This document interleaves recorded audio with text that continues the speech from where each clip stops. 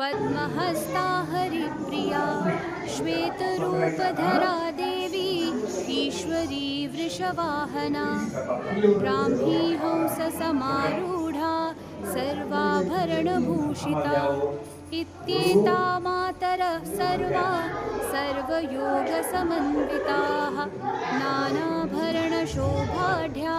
नानारत्नोपशोभिताः दृश्यन्ते रथमारूढा देव्यः क्रोधसमाकुलाः शङ्खं चक्रं गदां शक्तिं हलं च मुसलायुधं खेटकं तोमरं चैव परशुं पाशमेव च कुन्तायुधं त्रिशूलं च